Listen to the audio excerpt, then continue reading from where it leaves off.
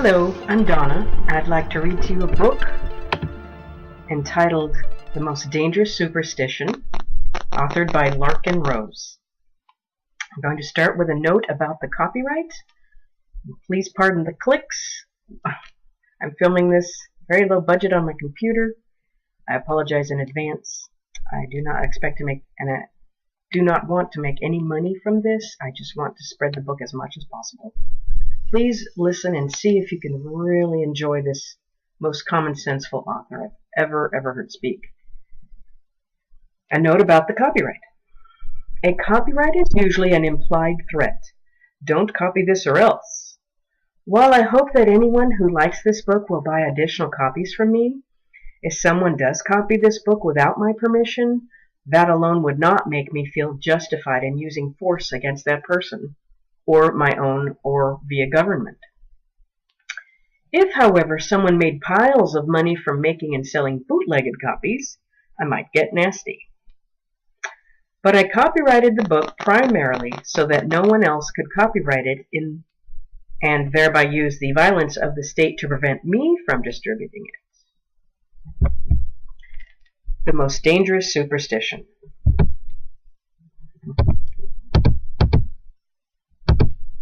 Copyright 2011. Preparing the reader. What you read in this book will, in all likelihood, go directly against what you have been taught by your parents and your teachers, what you have been told by the churches, the media, and the government, and much of what you, your family, and your friends have always believed. Nonetheless, it is the truth, as you will see if you allow yourself to consider the issue objectively. Not only is it the truth, it also may be the most important truth you will ever hear. More and more people are discovering this truth, but to do so, it is necessary to look past many preconceived assumptions and deeply ingrained superstitions, to set aside one's lifelong indoctrination, and to examine some new ideas fairly and honestly. If you do this, you will experience a dramatic change in how you view the world. It will almost certainly feel uncomfortable at first, but in the long run it will be well worth the effort. And if enough people choose to see this truth and embrace it, not only will it drastically change the way those people in the world see the world, it will drastically change the world itself for the better. But if such a simple truth could change the world, wouldn't we all already know about it? Wouldn't we have put it into practice long ago? If humans were purely a race of thinking objective beings, yes. But history shows that most human beings would literally rather die than objectively reconsider the belief system they were brought up in. The average man who reads in the newspaper about war, oppression, and injustice will wonder why such pain and suffering exists, and will wish for it to end. However, if it is suggested to him that his own beliefs are contributing to the misery, he will almost certainly dismiss such a suggestion without a second thought, and may even attack the one making the suggestion. So, reader and listener, if your beliefs and superstitions, many of which you did not choose for yourself, but merely inherited as unquestioned hand-me-down beliefs, matter to you more than truth and justice, then please stop reading and listening, and now give this book to someone else. Pass this video on. If, on the other hand, you are willing to question some of your long-held preconceived notions, if doing so might reduce the suffering of others, then listen to this book, and then give it to someone else. Part 1. The Most Dangerous Superstition. Starting with the punchline. How many millions have gazed upon the brutal horrors of history, with its countless examples of man's inhumanity to man, and wondered aloud how such things could happen? The truth is, most people wouldn't want to know how it happens, because they themselves are religiously attached to the very belief that makes it possible. The vast majority of suffering and injustice in the world today, and spanning back thousands of years, can be directly attributed to a single idea. It is not greed or hatred or any of the other emotions or ideas that are usually blamed for the evils of society. Instead, most of the violence, theft, assault, and murder in the world is the result of a mere superstition, a belief which, though almost universally held, runs contrary to all evidence and reason, though of course those who hold the belief do not see it that way. The punchline of this book is easy to express, albeit difficult for most people to accept, or even to calmly and rationally contemplate. Here it is. The belief in authority, which includes all belief in government, is irrational and self-contradictory. It is contrary to civilization and morality, and constitutes the most dangerous, destructive superstition that has ever existed.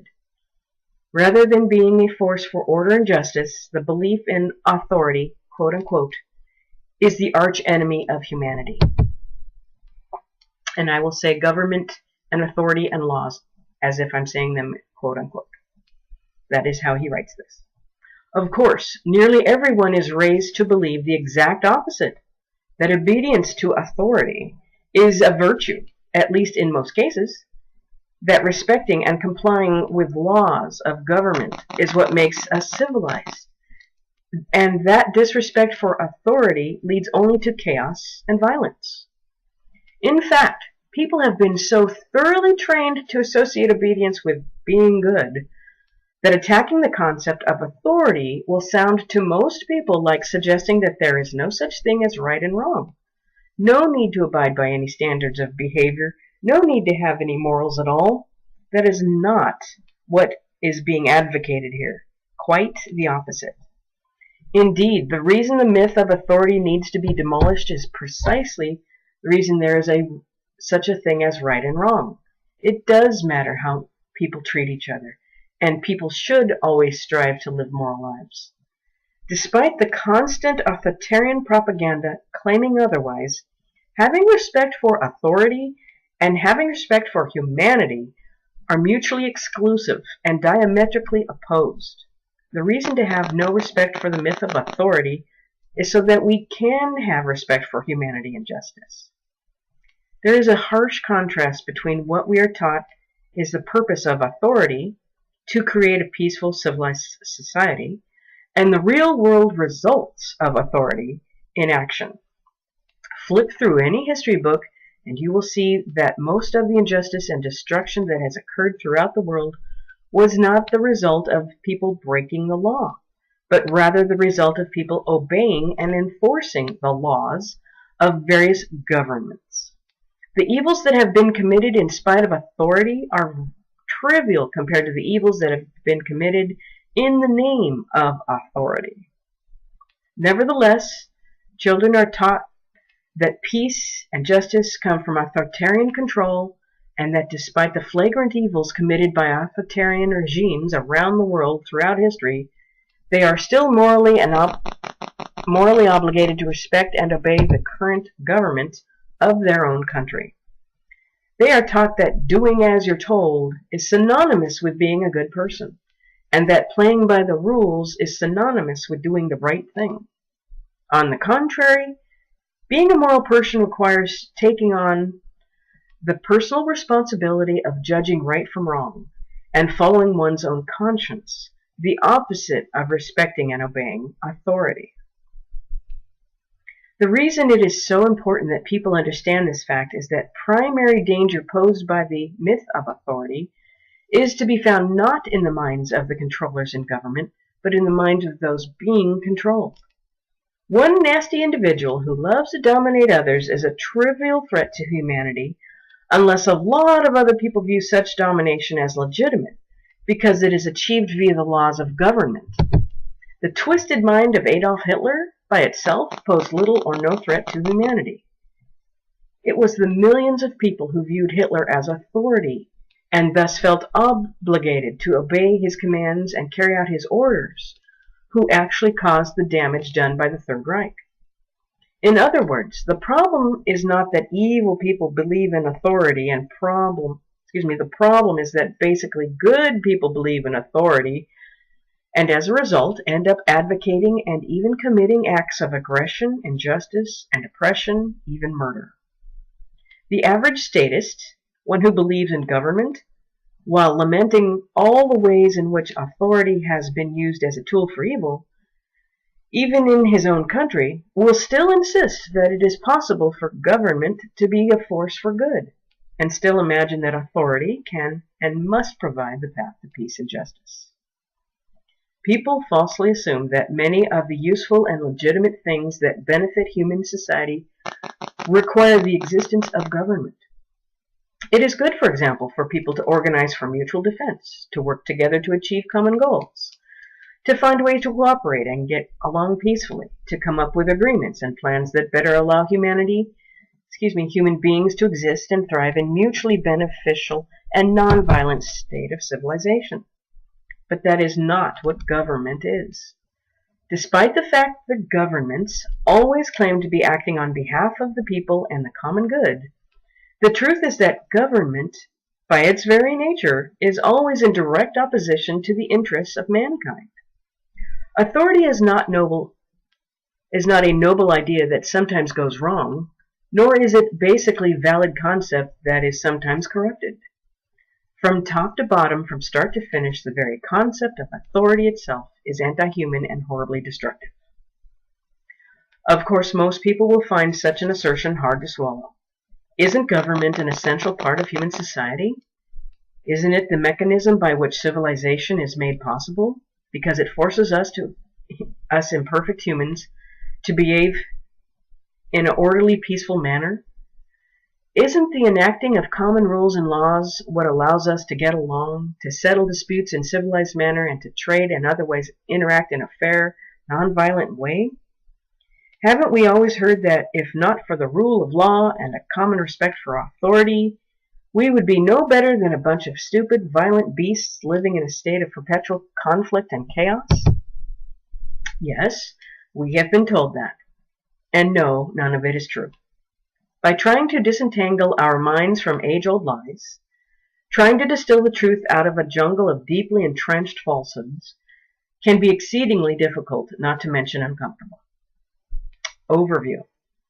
In the following pages, the reader will be taken through several stages in order to fully understand why the belief in authority truly is the most dangerous superstition in the history of the world. First, the concept of authority will be distilled down to its most basic essence so it can be defined and examined objectively.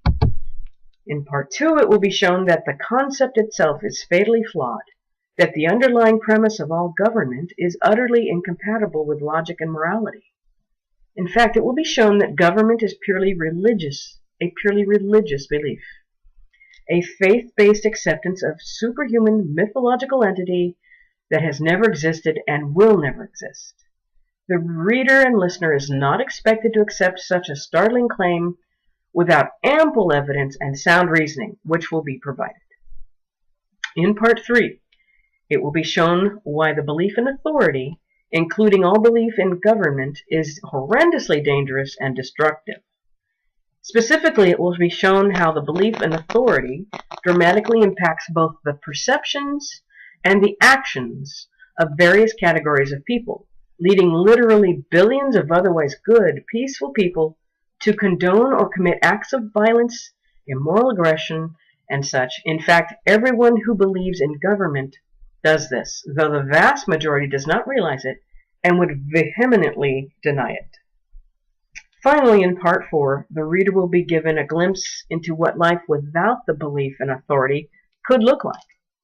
Contrary to the usual assumption that an absence of government would mean chaos and destruction, it will be shown that when the myth of authority is abandoned, much will change, but much will also stay the same. It will be shown why, rather than the belief in government being conducive to and necessary for a peaceful society, as nearly everyone has been taught, the belief is by far the biggest obstacle to mutually beneficial organization, cooperation, and peaceful coexistence. In short, it will be shown why true civilization can be and will exist only after the myth of authority has been eradicated. Identifying the enemy. To assess the concept of authority and determine its worth, we must begin by clearly defining what it means and what it is. From early childhood, we are taught to submit to the will of authority, to obey the edicts of those who, in one way or another, have acquired positions of power and control. From the beginning, the goodness of a child is graded, whether explicitly or implicitly, first by how well he obeys his parents, then by how well he obeys his teachers, then by how well he obeys the laws of government. Whether implied or stated, society is saturated with the message that obedience is a virtue, and that the good people are the ones who do what authority tells them to do.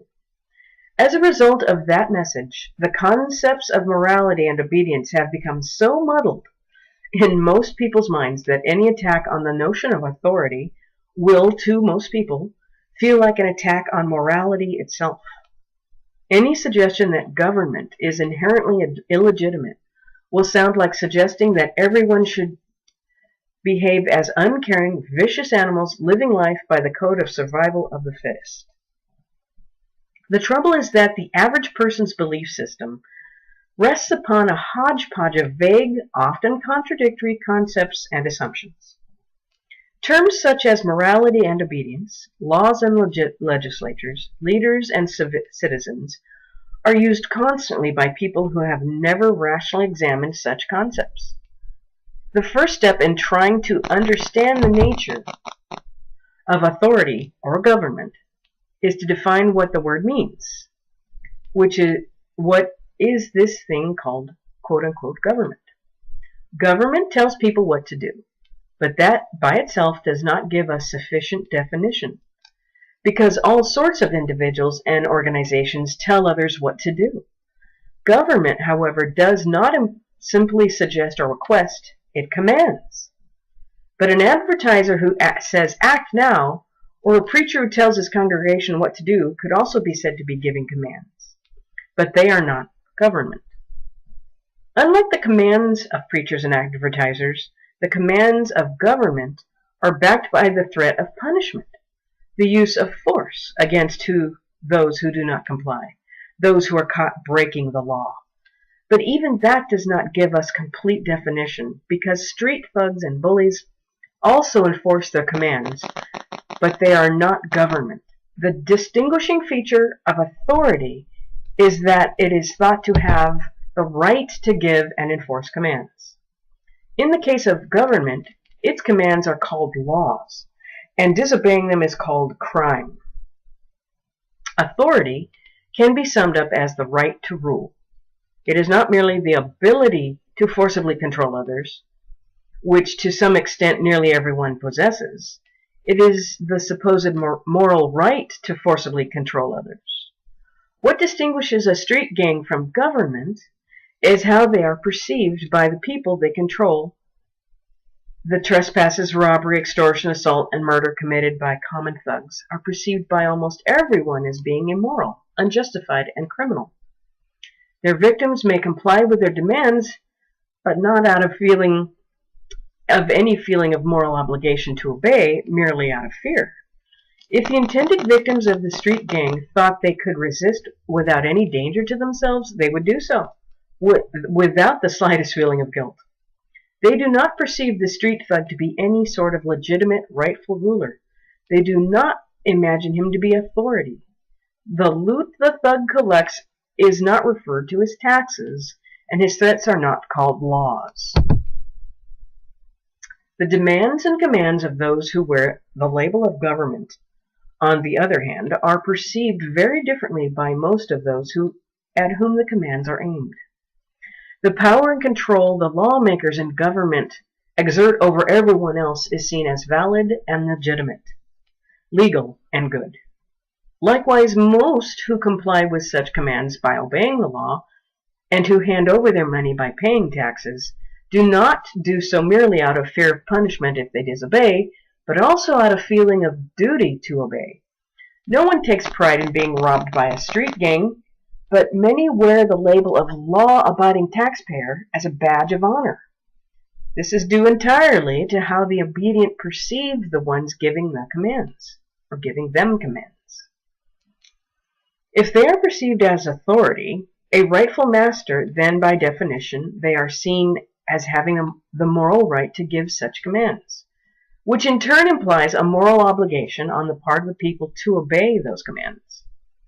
To label oneself a law-abiding taxpayer is to brag about one's loyal obedience to government. In the past, some churches have claimed the right to punish heretics and other sinners, but in the Western world today, the concept of authority is almost always linked to government. In fact, the two terms can now be used almost synonymously, since in this day and age, each implies the other. Authority supposedly derives from the laws enacted by government, and government is organization imagined to have the right to rule, i.e., authority. It is essential to differentiate between a command being justified based upon the situation and being justified based upon who gave the command. Only the latter is the type of authority being addressed in this book, though the term is occasionally used in another sense which tends to muddle this distinction. When, for example, someone asserts that he had the authority to stop a mugger to get an old lady's purse back, or says he had the authority to chase trespassers off his property, he is not claiming to possess any special rights that others do not possess. He is simply saying that he believes that certain situations justify giving orders or using force. In contrast, the concept of government is about certain people having some special right to rule. And that idea and notion that is some people as a result of elections or other political rituals, for example, have the moral right to control others in situations where most people would not, is the concept being addressed here.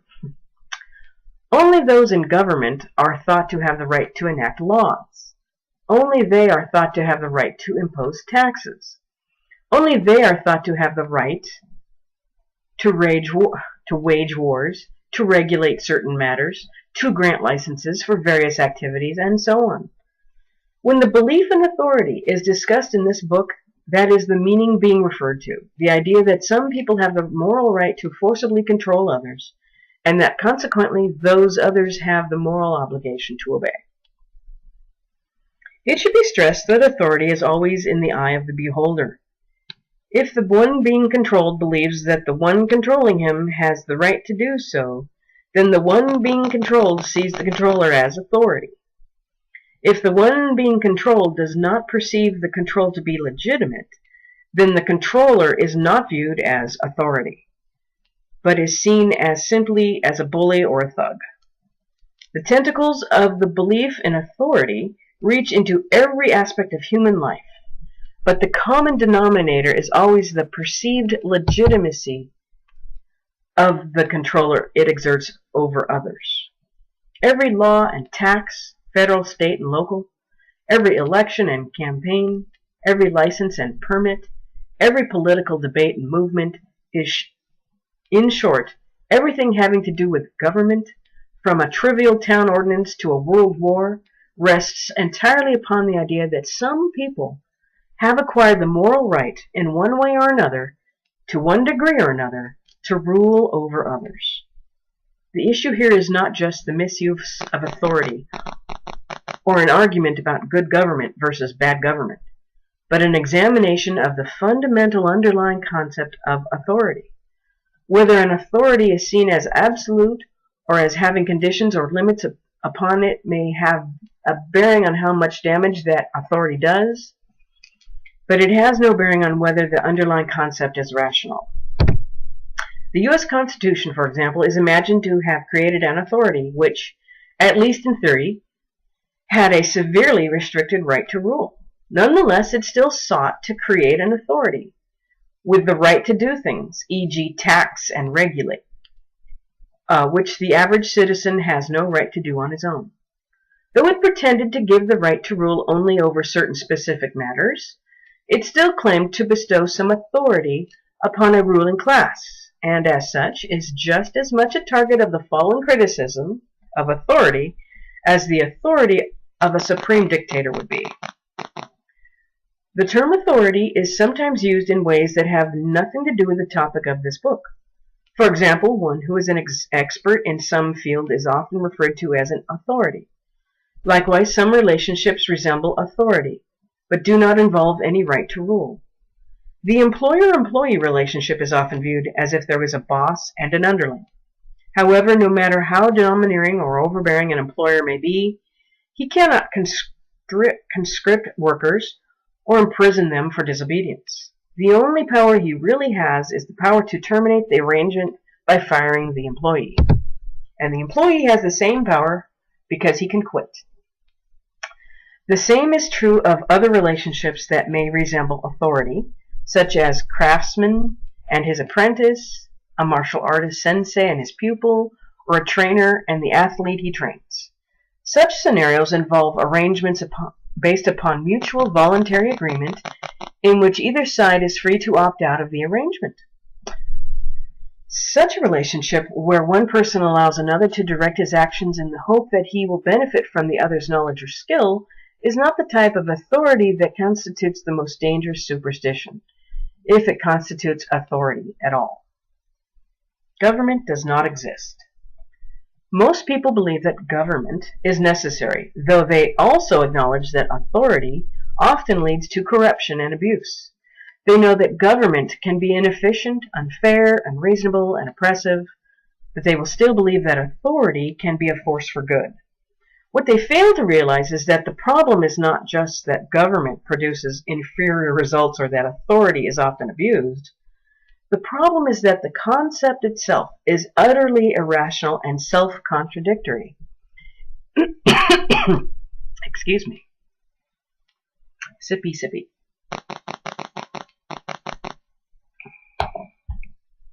It is nothing but a superstition devoid of any logical or evidentiary support, which people hold only as a result of constant cult-like indoctrination designed to hide the logical absurdity of the concept. It is not a matter of degree or how it is used. The truth is that authority, quote-unquote, does not and cannot exist at all. And failure to recognize that fact has led billions of people to believe things and do things that are horrendously destructive. There can be no such thing as good authority. In fact, there is no such thing as authority at all. As strange as that may sound, it can easily be proven. In short, government does not exist. It never has, and it never will. The politicians are real. The soldiers, the police, who enforce the politicians' will are real. The buildings they inhabit are real. The weapons they wield are very real. But their supposed authority is not. And without that authority, without the right to do what they do, they are nothing but a gang of thugs. The term government implies legitimacy. It means the exercise of authority over a certain people or place. The way people speak of those in power, calling their commands laws, referring to disobedience to them as a crime, and so on, implies the right of government to rule, and corresponding obligation on the part of its subjects to obey. Without the right to rule, authority, there is no reason to call the entity government, and all of the politicians and their mercenaries become utterly indistinguishable from a giant organized crime syndicate. Their laws no more valid than the threats of muggers and carjackers. And that, in reality, is what every government is, an illegitimate gang of thugs, thieves, and murderers masquerading as a rightful ruling body. The reason the terms government and authority appear inside quotation marks throughout this book is because there is never a legitimate right to rule. So government and authority never actually exist. In this book, such terms refer only to the people and the gangs erroneously imagined to have the right to rule.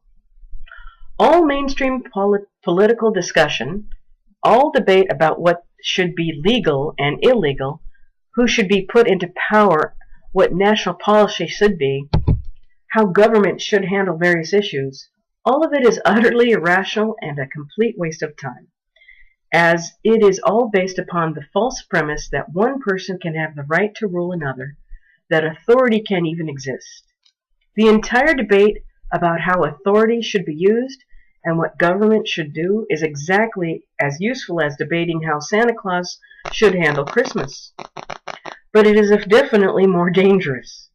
On the bright side, removing that danger, the biggest threat that humanity has ever faced, in fact, does not require changing the fundamental nature of man, or converting all hatred to love, or performing any other drastic alteration to the state of the universe.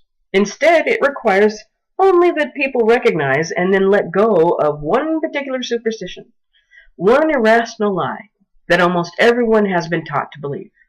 In one sense, most of the world's problems could be solved overnight if everyone did something akin to giving up the belief in Santa Claus. Any idea or proposed solution to a problem that depends upon the existence of government, and that includes absolutely everything within the realm of politics, is inherently invalid. To use an analogy, two people could engage in a useful, rational discussion about whether nuclear power or hydroelectric dams are the better way to produce electricity for their town. But if someone suggests that the better option would be to generate electricity using magic pixie dust, his comments would be and should be dismissed as ridiculous, because real problems cannot be solved by mythical entities. Yet almost all modern discussion of societal problems is nothing but an argument about which type of magic pixie dust will save humanity. All political discussion rests upon an unquestioned but false assumption, which everyone takes on faith simply because they see and hear everyone else repeating the myth: the notion that there can be such a thing as legitimate government. The problem with popular misconceptions is that, just that, they are popular. When any belief, even the most ridiculous, illogical belief, is held by most people, it will not feel unreasonable to the believers. Continuing in the belief will feel easy and safe, while questioning it will be uncomfortable and very difficult, if not impossible. Even abundant evidence of the horrendously destructive power of the myth of authority on nearly incomprehensible level and stretching back for thousands of years has not been enough to make more than a handful of people even begin to question the fundamental concept. And so, believing themselves to be enlightened and wise, human beings continue to stumble into one colossal disaster after another, as a result of their inability to shake off the most dangerous superstition, the belief in authority. Offshoots of the superstition. There is a large collection of terminology that grows out of the concept of authority. What all such terms have in common is that they imply a certain legitimacy to one group of people forcibly controlling another group. Here are just a few examples. Government.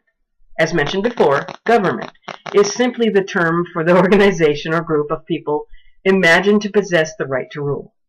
Many other terms describing parts of government, such as president, congressman, judge, a legislature, reinforce the supposed legitimacy of the ruling class.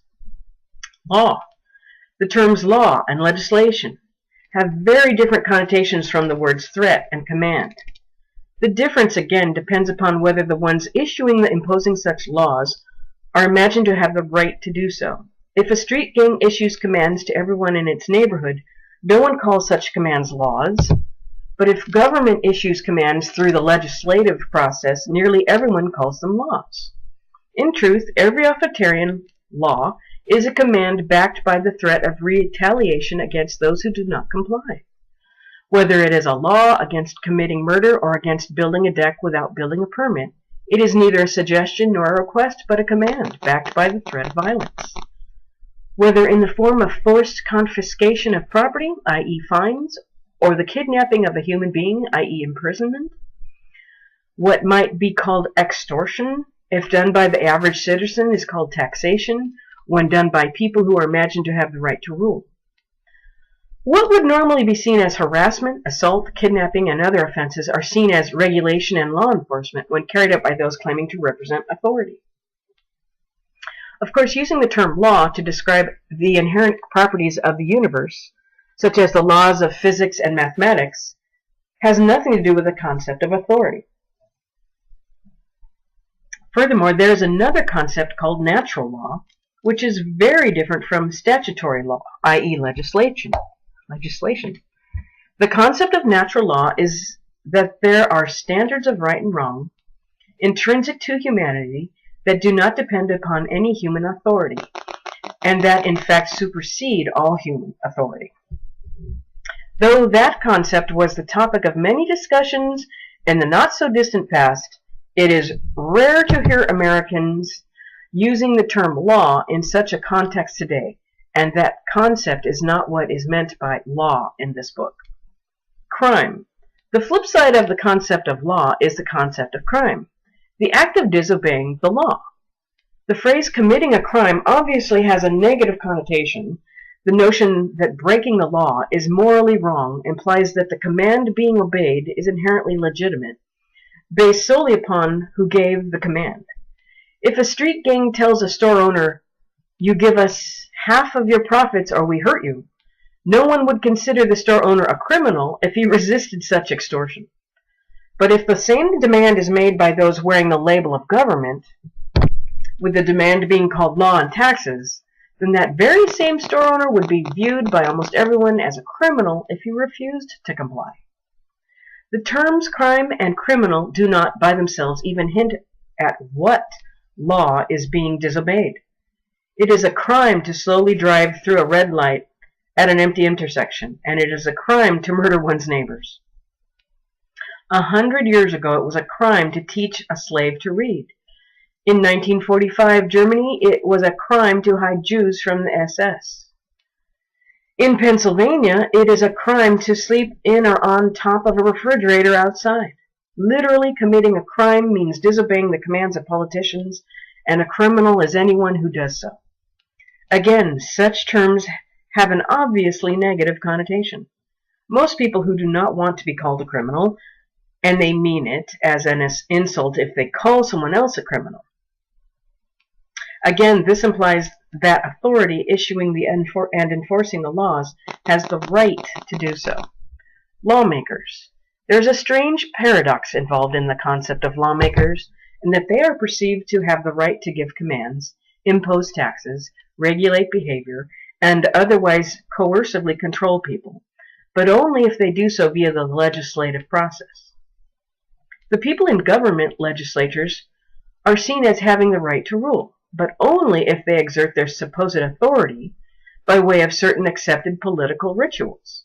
When they do, the lawmakers are imagined to have the right to give commands and hire people to enforce them, in situations where normal individuals would have no such right. To put it another way, the general public honestly imagines that morality is different for lawmakers than it is for everyone else. Demanding money under threat of violence is immoral theft when most people do it, but is seen as taxation when politicians do it. Bossing people around and forcibly controlling their actions is seen as harassment, intimidation, and assault when most people do it, but is seen as regulation and law enforcement when politicians do it. They are called lawmakers rather than threat makers, because their commands, if done via certain legislative procedures, are seen as inherently legitimate. In other words, they are seen as authority. And obedience to their legislative commands is seen as moral imperative. Is seen as an immoral imperative. Moral imperative. Law enforcement. Out of the most common examples of authority, which many people see on a daily basis, are the people who wear the label of police or law enforcement. The behavior of law enforcers and the way they are regarded and treated by others shows quite plainly that they are viewed not simply as people, but as representatives of authority, to which very different standards of morality are believed to apply. Suppose, for example, someone was driving down the street not knowing that one of his brake lights had burned out. If an average citizen forced the driver to stop and then demanded a large sum of money from him, the driver would be outraged. It would be viewed as extortion, harassment, and possibly assault and kidnapping. But when one claiming to act on behalf of government does the exact same thing by flashing his lights and chasing the person down if he doesn't stop, and then issuing a ticket, such actions are viewed by most as being perfectly legitimate. In the very real sense, the people who wear badges and uniforms are not viewed as mere people by everyone else. They are viewed as the arm of an abstract thing called authority. As a result, the properness of police officer behavior and the righteousness of their actions are measured by a far different standard than is the behavior of everyone else. They are judged by how well they enforce the law, rather than by whether their individual actions conform to the normal standards of right and wrong that apply to everyone else. The difference is voiced by the law enforcers themselves, who often defend their actions by saying things such as, "I don't make the law, I just enforce it." Clearly, they expect to be judged only by how faithfully they carry out the will of the lawmakers, rather than by whether they behave like civilized, rational beings. Countries and nations. The concepts of law and crime are obvious offshoots of the concepts of government and authority, but many other words in the English language are either changed by the belief in authority or exist entirely because of that belief. A country or nation, for example, is a purely political concept.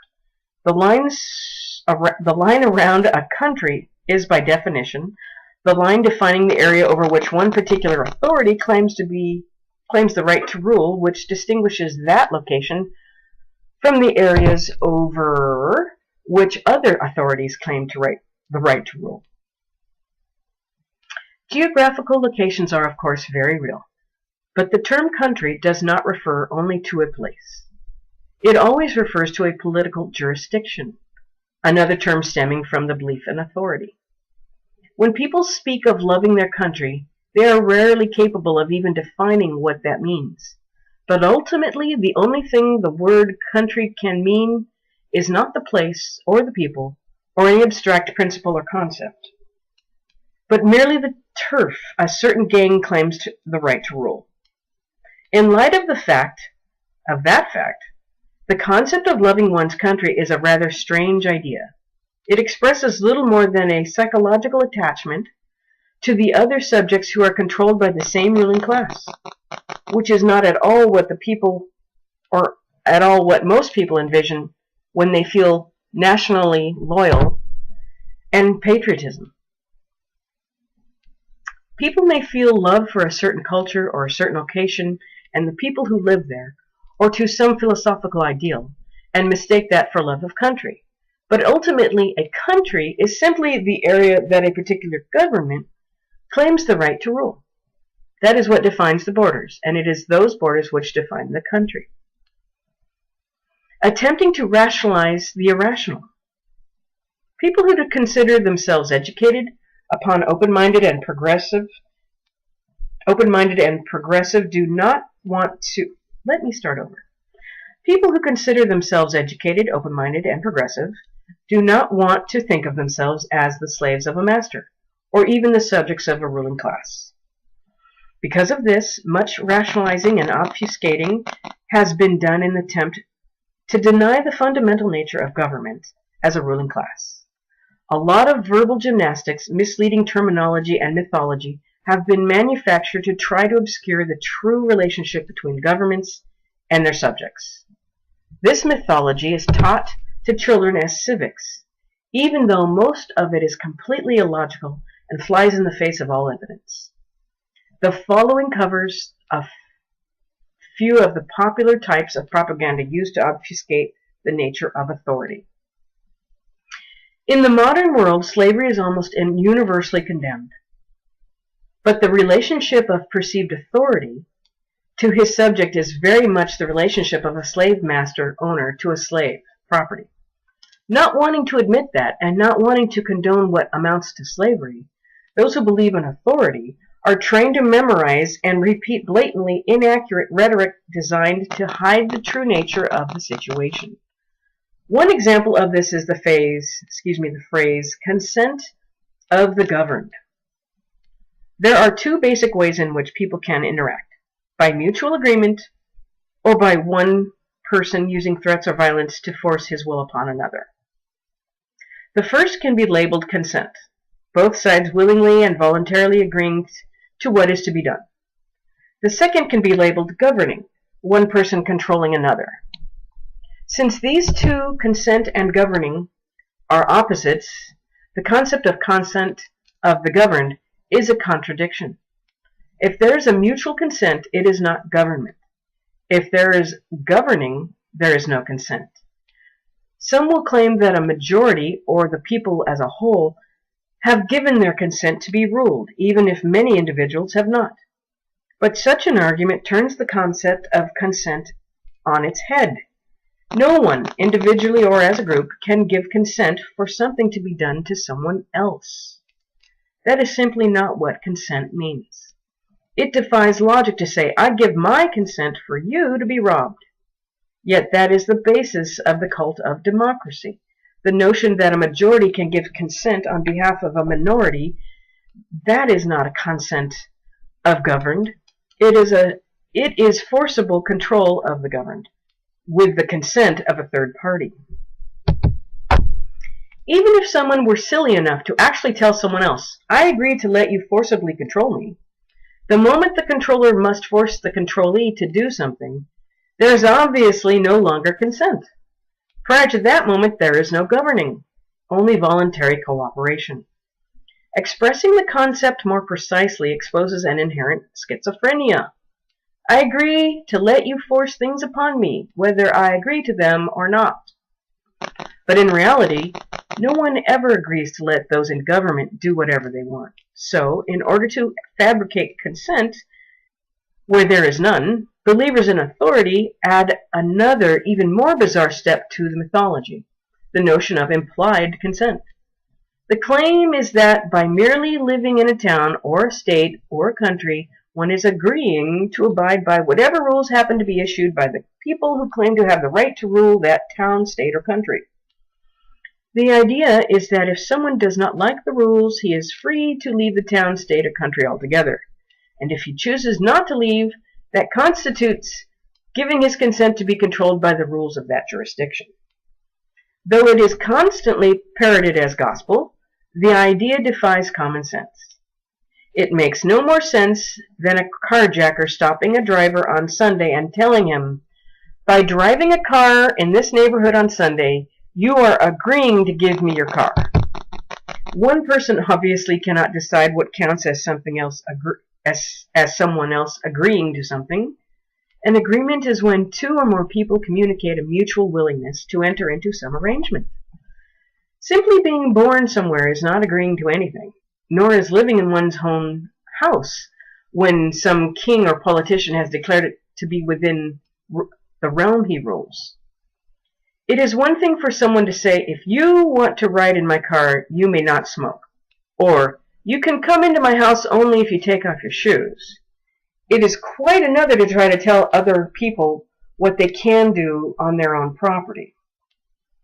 Whoever has the right to make the rules for a particular place is, by definition, the owner of that place.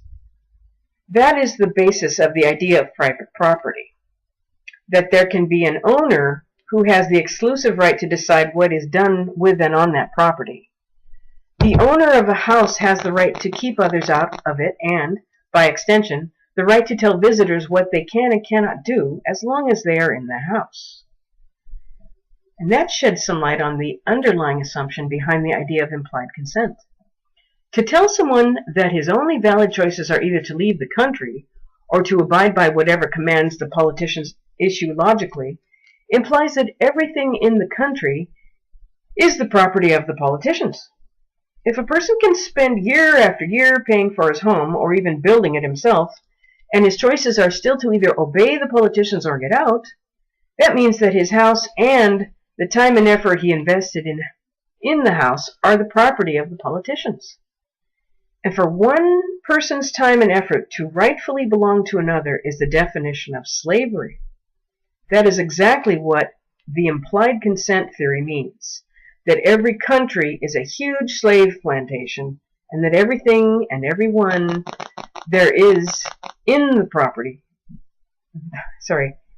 and that everything and everyone there is the property of the politicians. And of course, the master does not need to the consent of a slave. The believers in government never explain how it is that a few politicians could have acquired the right to unilaterally claim exclusive ownership of thousands of square miles of land where other people are already living as their territory to rule and exploit as they see fit. It would be no different from a lunatic saying, "I hereby declare North America to be my rightful domain, so anyone living here has to do whatever I say. If you don't like it, you can leave." There is also a practical problem with the obey or get out attitude, which is that getting out would only relocate the individual to some other giant slave plantation, a different country. The end result is that everyone on earth is a slave, with the only choice being which master to live under. This completely rules out actual freedom. More to the point, this is not what consent means. The belief that politicians own everything is demonstrated even more dramatically in the concept of immigration laws. The idea that a human being needs permission from politicians to set foot anywhere in an entire country, the notion that it can be a crime for someone to step across an invisible line between one authoritarian jurisdiction into another, implies that the entire country is the property of the ruling class. If a citizen is not allowed to hire an illegal alien, is not allowed to trade with him, is not even allowed to invite an illegal into his own home, then that individual citizen owns nothing and the politicians own everything. Not only is the theory of implied consent logically flawed, but it also obviously does not describe reality. Any government that had the consent of its subjects would not need and would not have law enforcers. Enforcement happens only if someone does not consent to something. Anyone with their eyes open can see that government, on a regular basis, does things to a lot of people against their will. To be aware of the myriad of tax collectors, beat cops, inspectors and regulators, border guards, narcotics agents, prosecutors, judges, soldiers, and all the other mercenaries of the state, and to still claim that government does what it does with the consent of the governed, is utterly ridiculous. Each individual, if he is at all honest with himself, knows that those in power do not care whether he consents to abide by their laws. The politicians' orders will be carried out, but by brute force if necessary, with or without any individual's consent.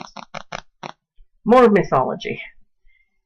In addition to the myth of the consent of the governed, other sayings and dogmatic rhetoric are often repeated despite being completely inaccurate. For example, in the United States, the people are taught and faithfully repeat such ideas as "we are the government," and "the government works for us," and "government represents us." Such aphorisms are blatantly and obviously untrue, despite the fact that they are constantly parroted by rulers and subjects alike. One of the most bizarre and delusional, but very common claims is that we, the people, are the government. School children are taught to repeat this absurdity, even though everyone is fully aware that the politicians issue commands and demands, and everyone else either complies or is punished. In the United States, there is a ruling class and a subject class, and the differences between them are many and obvious. One group commands, the other obeys. One group demands huge sums of money, the other group pays. One group tells the other group where they can live, where they can work, what they can eat, what they can drink, what they can drive, who they can work for what work they can do, and so on. One group takes and spends trillions of dollars of what the other group earns. One group consists entirely of economic parasites, while the efforts of the other group produce all the wealth. In this system, it is patently obvious who commands and who obeys. The people are not the government by any stretch of the imagination, and it requires profound denial to believe otherwise. But other myths are also used to try to make that lie sound rational. For example, it is also claimed that the government works for us. It is our servant. Again, such a statement does not even remotely match the obvious reality of the situation. It is little more than a cult mantra. a delusion intentionally programmed into the populace in order to twist their view of reality. And most people never even question it. Most never wonder if government works for us.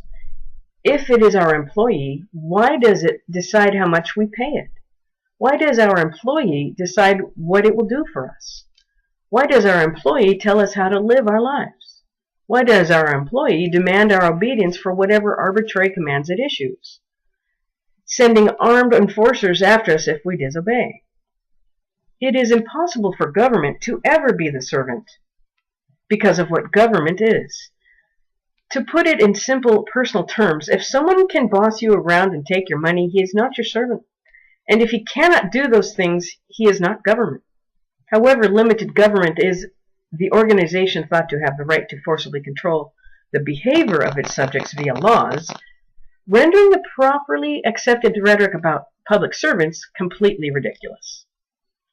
To imagine that a ruler could ever be the servant of those over whom the ruler is patently absurd. Yet the impossibility is spouted as indisputable gospel in civics classes. An even more prevalent lie, used to try to hide the master-slave relationship between government and the public, is the notion of the representative government. The claim is that the people, by electing certain individuals who into positions of power, are choosing their leaders, and that those in office are merely representing the will of the people. Again, not only does this claim not at all match reality, but the underlying abstract theory is inherently flawed as well. In the real world, so-called representative governments are constantly doing things their subjects do not want them to do. Increasing taxes, engaging in warmongering, selling off power and influence to whoever gives them the most money, and so on. Every taxpayer can easily think of examples of things funded by his money that his objects too, whether it be handouts to huge corporations, handouts to certain individuals, government actions that infringe on individual rights, or just the overall wasteful, corrupt, inefficient bureaucratic machine of government. There is no one who can honestly say that government does everything that he wants and nothing that he does not want.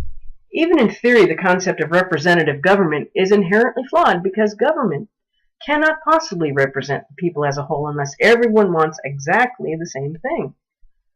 Because different people want government to do different things, government will always be going against the will of at least some of the people. Even if a government did exactly what a majority of its subjects wanted, which never actually happens, it would not be serving the people as a whole. It would be forcibly victimizing smaller groups on the behalf of larger groups. Furthermore, one who represents someone else cannot have more rights than the one he represents. To wit, if one person has no right to break into his neighbor's house and steal his valuables, then he also has no right to designate a representative to do that for him. To represent someone is to act on his behalf, and a true representative can only do what the person he represents has the right to do.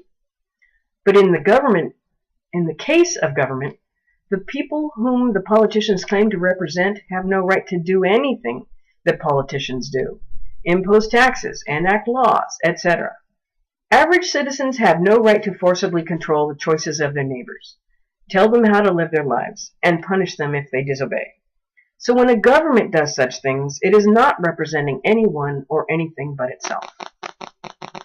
Interestingly, even those who talk about representative government refuse to accept any personal responsibility for actions taken by those for whom they voted. If their candidate of choice enacts a harmful law or raises taxes or wages war, the voters never feel the same guilt or shame they would feel if they themselves had personally done such things, or had hired or instructed someone else to do such things. This fact demonstrates that even the most enthusiastic voters do not actually believe the rhetoric about representative government, and do not view politicians as their representatives. The terminology does not match reality, and the only purpose of the rhetoric is to obfuscate the fact that the relationship between every government and its subjects is the same as the relationship between a master and a slave. One master may whip his slaves less severely than another. One master may allow his slaves to keep more of what they produce. One master may take better care of his slaves, but none of that changes the basic underlying nature of the slave-master relationship. The one with the right to rule is the master. The one with the obligation to obey is the slave. And that is true even when people choose to describe the situation using inaccurate rhetoric and deceptive euphemisms, such as representative government, consent of the governed, and will of the people. The notion of a government of the people, by the people, for the people, while it makes nice, feel-good political rhetoric, is a logical impossibility. A ruling class cannot serve or represent those it rules any more than a slave owner can serve or represent his slaves. The only way he could do so is by ceasing to be a slave owner, by freeing his slaves. Likewise, the only way a ruling class could become a servant of the people is by ceasing to be a ruling class, by relinquishing all of its power. Government cannot serve the people unless it ceases to be government. Another example of irrational statist doctrine is the concept of the rule of law. The idea that the rule by mere men is bad because it serves those with a malicious lust for power, while the rule of law, as the theory goes, is all about objective, reasonable rules being imposed upon humanity equally. A moment's thought reveals the absurdity of this myth. Despite the fact that the law is often spoken of as some wholly infallible set of rules, spontaneously flowing from the nature of the universe, in reality the law is simply a collection of commands issued and enforced by the people in government. There would be a difference between rule of law and rule of men only if so-called laws were written by something other than men. I will stop there. I hope to see you in part 2 of the most dangerous superstition.